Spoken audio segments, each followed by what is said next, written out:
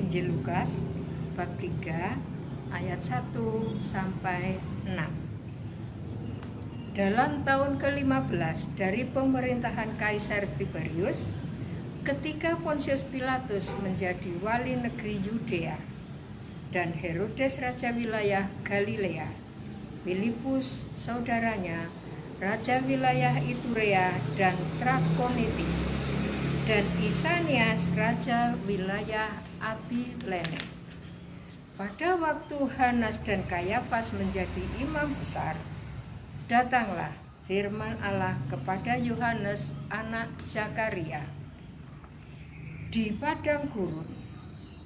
Maka datanglah Yohanes ke seluruh daerah Yordan dan menyerukan, "Bertobatlah dan berilah dirimu dibaptis, dan Allah akan mengampuni dosamu, seperti ada tertulis dalam kitab nubuat-nubuat Yesaya."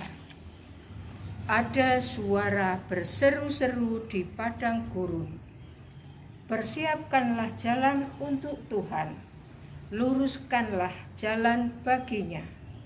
Setiap lembah akan ditimbun, dan setiap gunung dan bukit akan menjadi rata.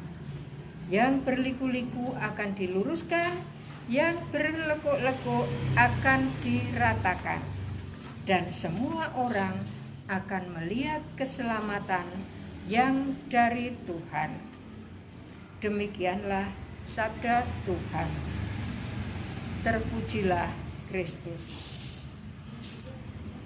Selamat pagi anak-anak.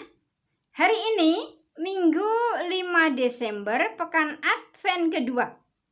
Kita memperingati Santo Filipus Rinaldi dan Beato Bartolomeus Fanti.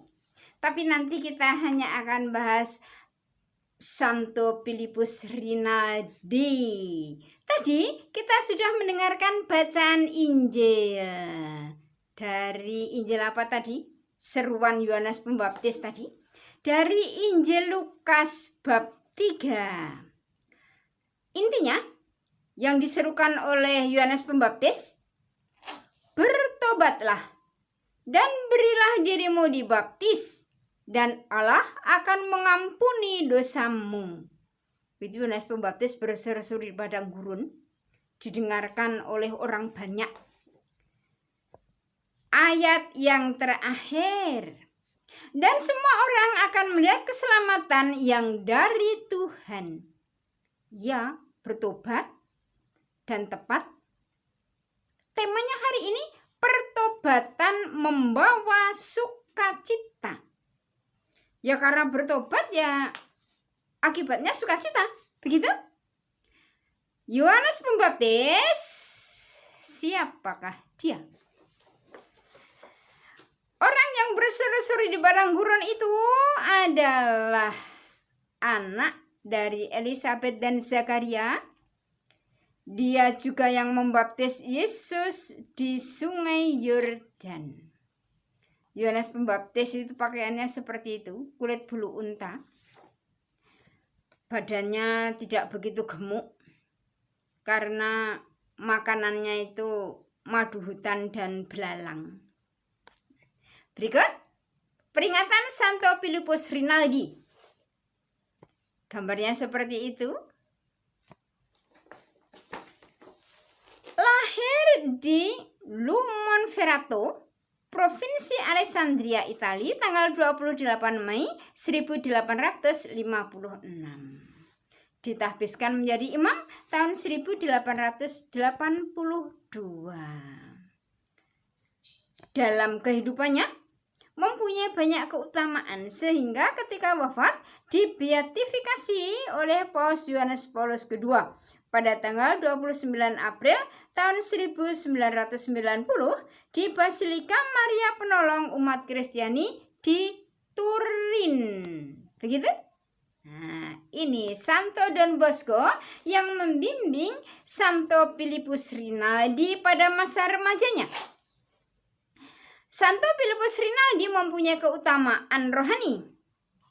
Bekerja dengan penuh semangat, setia dengan tugas-tugas imamat, selalu hati-hati. Kalau bekerja penuh kehati-hatian, dermawan dan cerdas.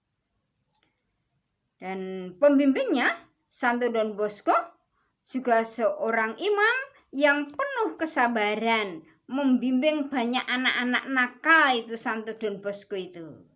Baik anak-anak, sekarang refleksinya. Sudahkah aku menunjukkan sikap yang baik di hadapan Tuhan dan sesama? Atau masih nakal? Baik, kita jawab masing-masing. Sekarang kita akan tutup dengan doa penutup. Dalam nama Bapa dan Putra dan Roh Kudus. Amin. Tuhan Yesus, bantulah aku agar mampu menjadi penolong bagi orang-orang yang membutuhkan pertolongan-Mu. Amin. Aku wartakan karya agung-Mu Tuhan, karya agung-Mu, karya keselamatan. Amin. Dalam nama Bapa dan Putra dan Roh Kudus. Amin.